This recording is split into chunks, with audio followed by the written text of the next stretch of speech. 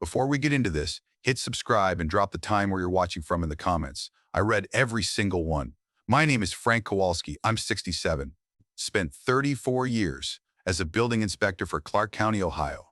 I retired 3 years ago with bad knees, a pension, and the kind of eye for structural damage that doesn't shut off just because you stop getting paid for it. I can walk into any building and tell you what's wrong with it in under 5 minutes. Cracked foundation, bad wiring behind drywall, water damage someone painted over, load-bearing walls that got moved by someone who watched one too many home renovation shows. But I couldn't see what was wrong inside my own family, not until it was almost too late. My daughter Tammy is 41, married to Doug Purvis, who sells medical equipment. They pull in decent money between them. Tammy does property management. She owns 4 rental units on the east side of Springfield, small houses she picked up cheap after the 2008 crash. Doug helped her fix them up. I helped too, back when they still wanted me around.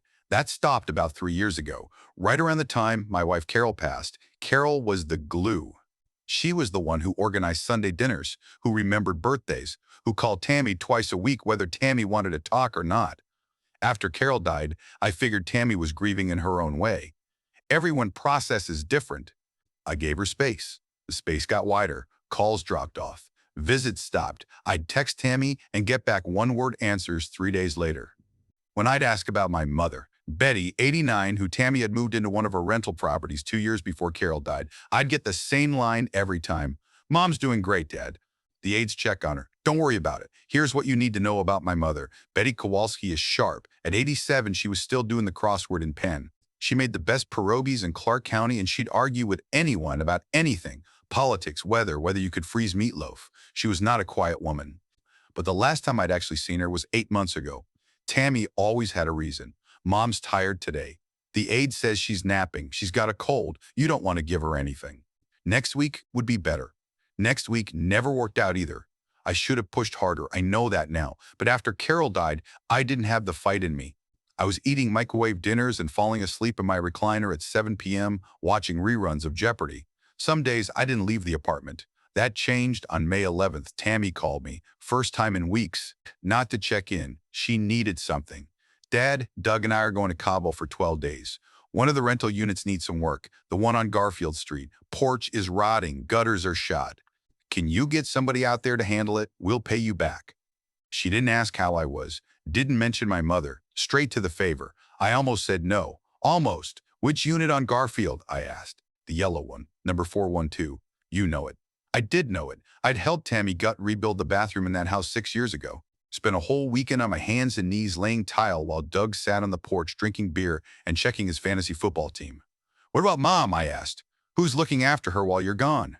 "She's fine, Dad. The aides handle everything. It's all set up. Just worry about the porch, okay?" Click. I called Hector Ruiz the next morning. Hector ran a small contracting outfit in Springfield. I'd known him 15 years. We'd crossed paths on job sites back when I was still inspecting. Good guy, honest work, didn't cut corners.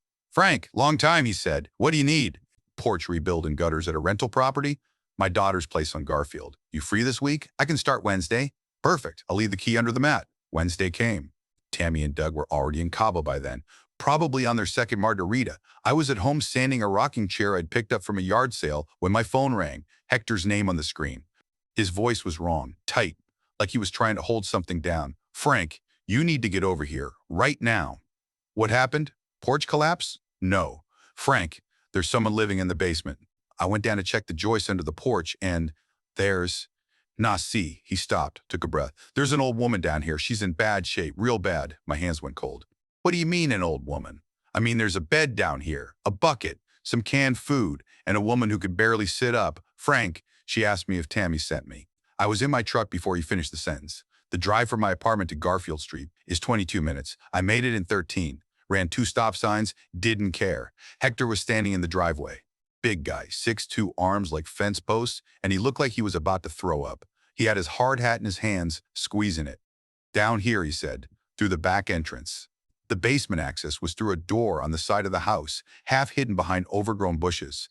The door had a deadbolt on the outside, not the inside. On the outside. You lock that kind of bolt to keep someone in, not out. I've inspected 1,000 basements, dark, damp, full of spiders and old paint cans. This one was different. There was a hospital bed in the corner. Not a real one.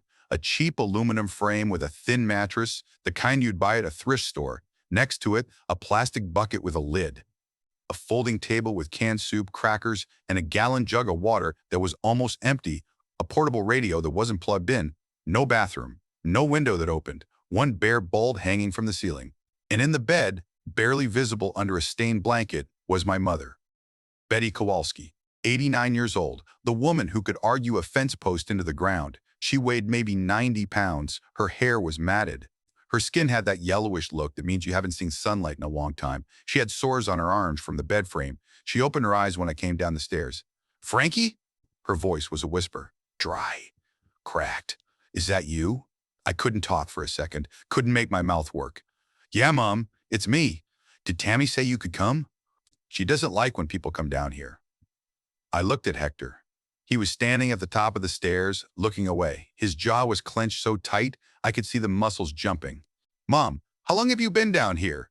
She blinked, confused, like the question didn't make sense. "I don't." "Tammy moved me after Christmas. She said the upstairs apartment had mold. She said this was temporary." She said. Her voice broke. "She said she'd come back and fix it. She hasn't been here in, I don't know how many days, after Christmas. 5 months.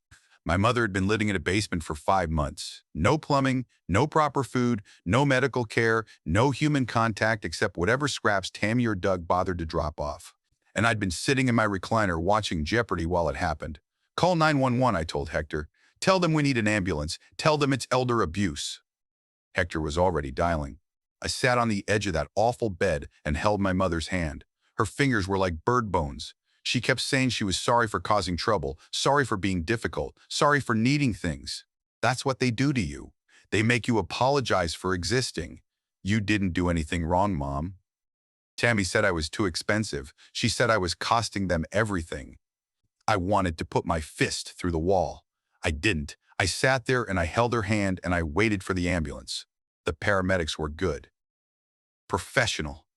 But I saw the look they gave each other when they got her on the stretcher. The look that says, "This is bad."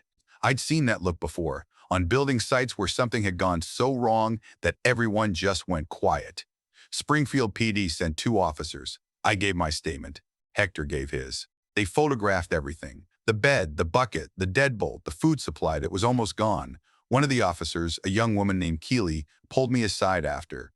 "Mr. Kowalski, this is going to be a criminal investigation. Adult Protective Services is on their way. Is there family we should contact? My daughter owns this property. She put my mother down here. Her husband probably helped." Officer Keeley didn't flinch, but I could tell she wanted to. "We'll need their contact information. They're in Mexico, on vacation, while my mother runs out of water in their basement." I gave them Tammy's number. Doug's too.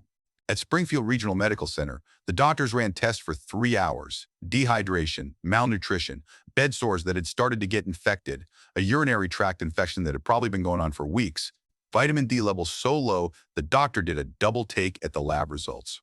"Your mother hasn't been outside in months," Dr. Fan told me. "Her muscle mass has deteriorated significantly. She's going to need physical therapy just to walk again." "She used to walk 2 miles every morning," I said. It came out flat, like I was reading it off a card. "I'm sorry, Mr. Kowalski."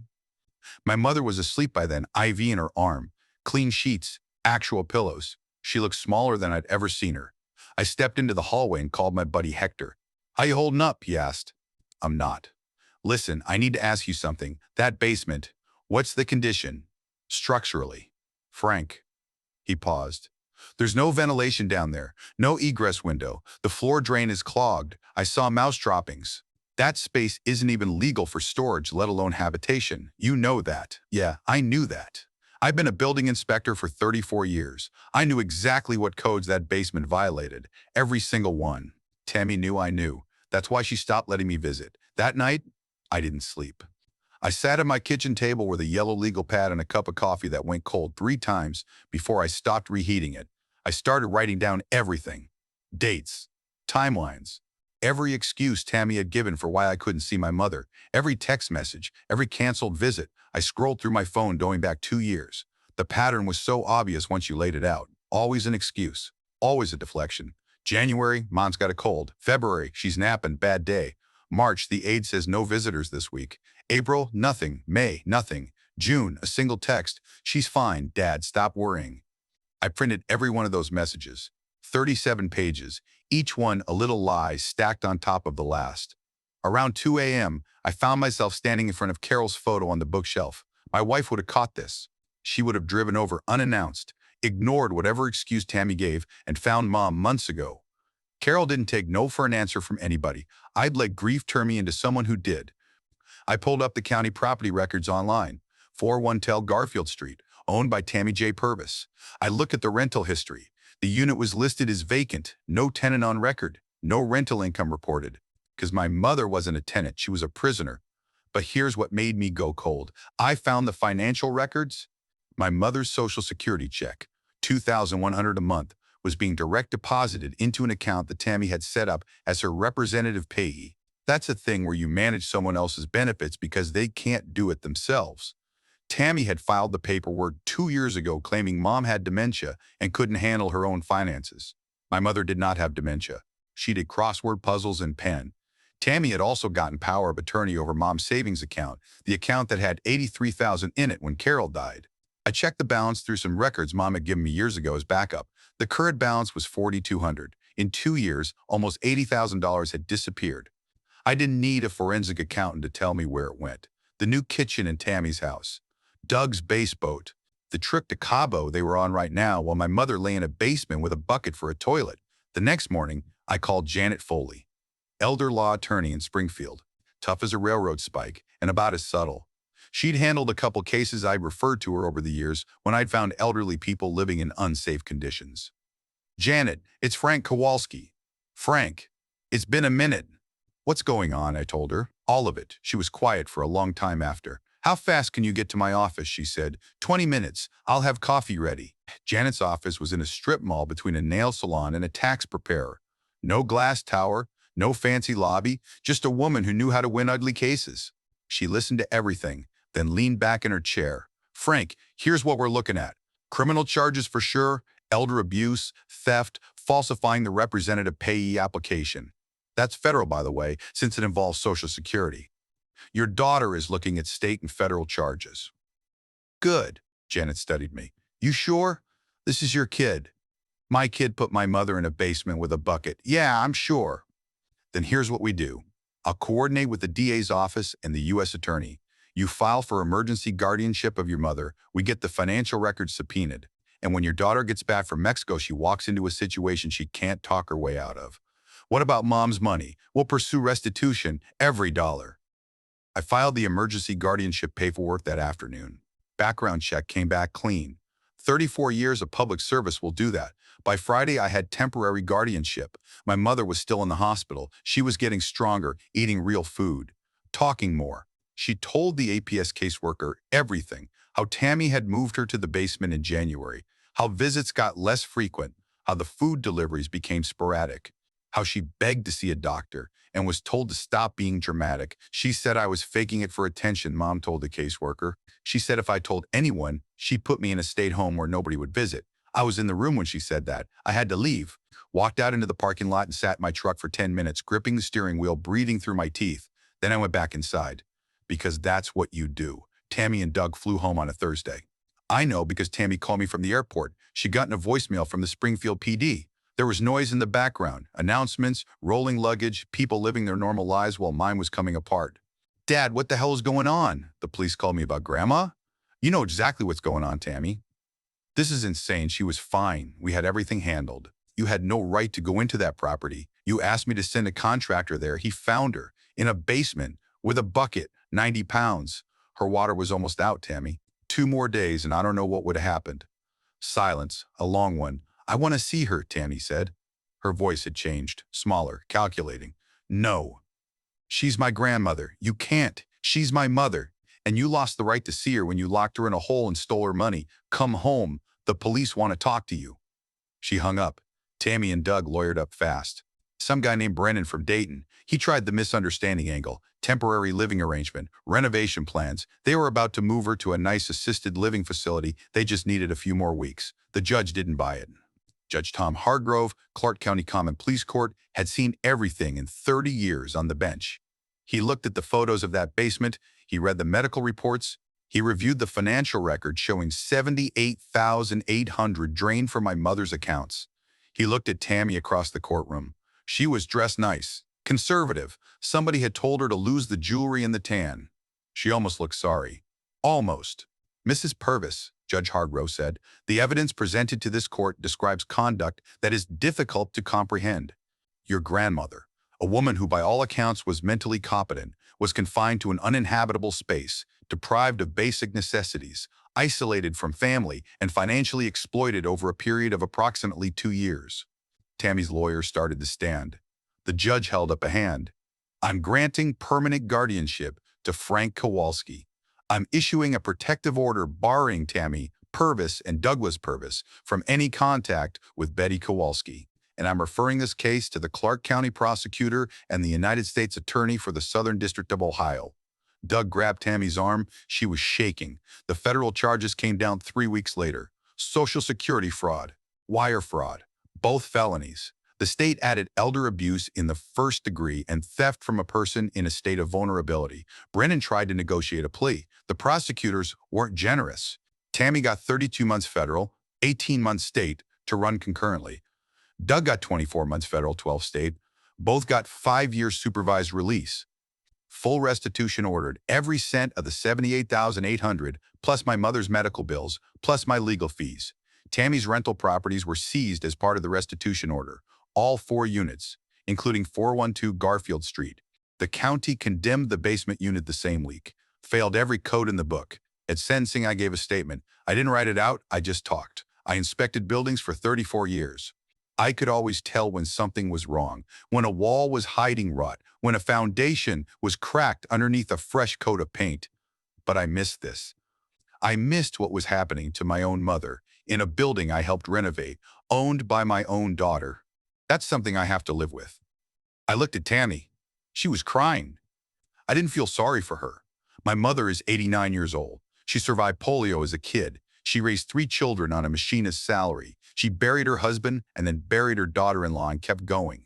She did not deserve to end up in a basement with a bucket, scared to ask for help because her own granddaughter told her she was too expensive to keep alive.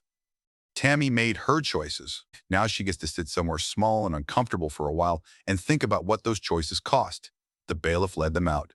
Tammy looked back at me once. I don't know what she expected to see. Forgiveness, maybe. She didn't get it. Not that day. Maybe not ever. That was 4 months ago. Mom lives with me now. We moved to a bigger apartment, 2 bedrooms, ground floor, handrails in the bathroom. She's doing physical therapy 3 times a week. First week, she couldn't stand up from a chair without help. Now, she can walk to the mailbox and back with her walker. The therapist says she's the most stubborn patient he's ever had. He means it as a compliment. Last Tuesday, she made pierogies. Took her all afternoon and she had to sit down twice, but she made them. The dough was perfect. She rolled each one out by hand, the same way her mother taught her 60 years ago. When they were done, she put them on a plate and looked at them for a long time before she ate one. Still got it, she said. Yeah, she does. She doesn't talk about the basement much. Sometimes at night she gets confused about where she is, wakes up scared, thinks she's still down there, thinks she hears the deadbolt locking. I keep a nightlight in her room. I keep the door open. I check on her before I go to sleep and again when I wake up. Some nights I just sit in the hallway outside her room and listen to her breathe until I'm sure she's okay. Her savings are gone. Tammy spent them on granite countertops and a boat that's now sitting in an impound lot. But Mom's Social Security comes to me now as her guardian, and every penny goes where it's supposed to. Her food, her medicine, her therapy, her comfort. I set up an account that nobody touches but me, and when I'm gone, my buddy Hector agreed to take over. We have a routine. Mornings, I make coffee and she does the crossword. I give her the pen because she still insists on pen. After lunch, she watches her shows and I work on furniture in the garage downstairs. Evenings, we eat dinner together. She tells me stories about my dad that I've heard 100 times and I listen like it's the first. Last week, she looked up from her crossword and said, "Frankie, I'm sorry I didn't tell you sooner about the basement. I was afraid. Mom, you got nothing to apologize for. I kept thinking she'd fix it, that she'd come around. She's my granddaughter, I kept thinking." She didn't finish. She didn't need to. I knew what she was thinking. The same thing I'd thought about Tammy for 3 years. That if you just wait long enough, people come back to who they used to be. Sometimes the person you love is also the person who locks your mother in a basement, and there's no crossword clue for how you're supposed to feel about that. You just get up in the morning and make the coffee and check that the nightlight is on and keep going. Mom turned 90 last month. I got a cake from the bakery on Main Street. Hector came over. His wife brought tamales. Mom wore a paper crown and blew out the candles on the second try. Make a wish, Hector's wife said. Mom looked at me. Then she looked around the apartment. Small, messy, nothing fancy. Her crossword book stacked on the end table. Her walker parked by the couch. A plate of tamales getting cold because we were all talking too much. Already got it, she said. I don't know if this is a story about justice. Maybe. Tammy's in prison. Doug too. The money's being repaid slowly. The system worked, I guess, as much as it ever works. I got a letter from Tammy last month. 3 pages, handwritten. She said she was sorry. She said she didn't know how things got so bad. She said she started out just trying to save money, and it snowballed, and she convinced herself it was fine because Mom never complained. Mom never complained because Tammy told her nobody would believe her if she did. I haven't written back. Maybe I will. Maybe I won't. I don't owe her an answer right now. The only person I owe anything to is the woman sleeping 20 feet away from me with a nightlight on and the door cracked open. But mostly, this is a story about paying attention, about not letting busy or tired or grieving be an excuse to stop checking on the people who need you. I let 3 years slide by, almost 4, and my mother pay for every one of those days. I can't get that time back, but I can make sure every day she has left is better than the one she spent in that basement, and that's what I'm going to do. So let me ask you something. When's the last time you checked on someone, really checked, not just a text, who might need you right now? Drop it in the comments. And if this story made you feel something, hit that subscribe button. I'll see you in the next one.